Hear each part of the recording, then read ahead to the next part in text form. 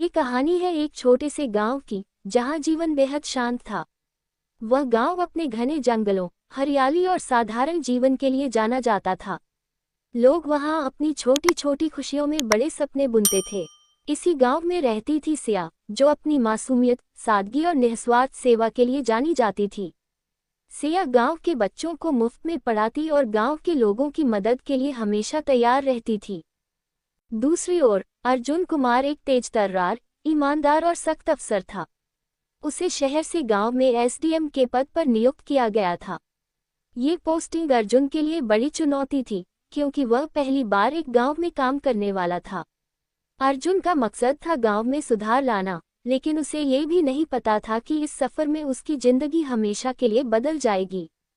एक दिन अर्जुन ने गांव के स्कूल का दौरा किया। ये स्कूल गांव का एकमात्र स्कूल था, जहां बच्चों को पढ़ाई के साधन बेहद कम मिलते थे। जब अर्जुन वहां पहुंचा, तो उसने देखा कि एक लड़की बच्चों को पेड़ के नीचे पढ़ा रही थी। ये देखकर वह हैरान रह गया। सिया बच्चों को कहानियों के जरिए पढ़ाई समझा रही थी। बच्चों की आंखों में चमक और सिया की आवाज में एक अजीब सी मिठास थी। अर्जुन को ये दृश्य बेहद पसंद आया। उसने सिया से पूछा, तुम ये काम क्यों कर रही हो और तुम्हें क्या इससे कोई फायदा होता है? सिया ने मुस्कुराते हुए कहा, मैं यह अपने गांव के बच्चों के लिए करती हूँ। इन्हें शिक्षित करना ही मेरा सपना है। यह मेरा काम नहीं, मेरा फर्ज है। अर्जुन को सिया की बातें दिल से छू गईं। उसने देखा कि सिया न केवल पढ़ाई के लिए मेहनत कर रही थी, बल्कि गांव के बच्चों के लिए हर संभव प्रयास कर रही थी।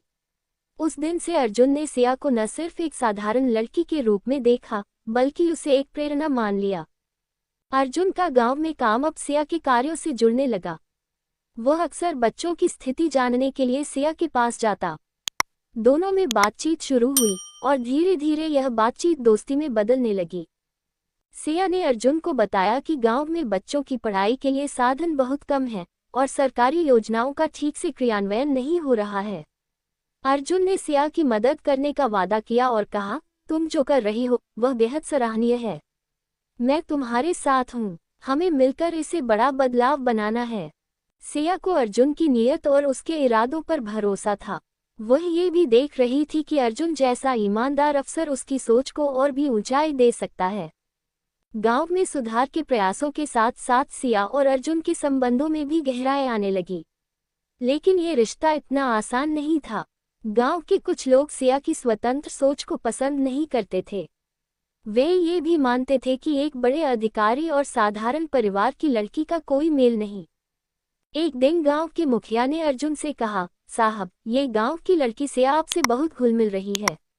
आप तो बड़े परिवार से हैं और वह एक मामूली लड़की है। आपको इन बातों से बचकर रहना चाहिए। अर्जुन ने मुखिया को कड़े शब्दों में जवाब दिया, मैं यहाँ सिर्फ गांव के विकास के लिए हूँ। किसी की सोच मेरी ईमानदारी को प्रभावित नहीं कर सकती। और सिया को लेकर ऐसी बातें करना बंद करें, वह आपके गांव की असली शान है। दूसरी ओर सिया के घरवाले भी चिंतित थे। उन्होंने सिया से पूछा, बेटी, तुम इतने बड़े अधिकारी के साथ समय क्यों बिता रही हो? लोग तुम्हारे बारे में गलत सोचने लगेंगे। सिया ने उन्हें समझाया कि अर्जुन केवल एक मददगार है और उसका सपना बच्चों की जिंदगी बदलना है। एक दिन अर्जुन ने सिया को बताया कि वह गांव के स्कूल को सरकारी मदद दिलाने के लिए योजना बना रहा है। सिया को यह सुनकर खुशी हुई, लेकिन उसने अर्जुन से कहा, अर्जुन, यह आसान नहीं होगा।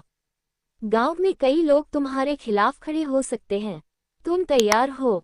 अर्जुन ने दृढ़ता से जवाब दिया, जब तक तुम मेरे साथ हो, मैं हर मुश्किल का सामना कर सकता हूँ। इन शब्दों ने सिया का दिल जीत लिया। उसे महसूस हुआ कि अर्जुन केवल एक अधिकारी नहीं, बल्कि एक ऐसा इंसान है जो हर हाल में सही के साथ खड़ा रहता है। समय बीतने के साथ दोनों की मुलाकातें बढ़ती गईं। एक दिन अर्जुन ने सिया से कहा, सिया, मैं तुम्हारे काम और तुम्हारी सोच से बहुत प्रभावित हूँ। तुम्हारे साथ समय बिताकर मुझे सुकून मिलता है। क्या तुम मेरी जिंदगी का हिस्सा बनोगी? सिया ये सुनकर कुछ पल के लिए चुप रही। फिर उसने कहा, अर्जुन, मैं तुम्हें पसंद करती हूँ, लेकिन मैं एक साधारण लड़की हूँ। तुम्हारा परिवार, तुम्हारी दुनिया मुझसे बहुत अलग है। क्या वे मुझे अपनाएंगे? अर्जुन ने सिया का हाथ पकड़कर कहा, मैं जो फैसला करता हूँ वह दिल से करता हूँ।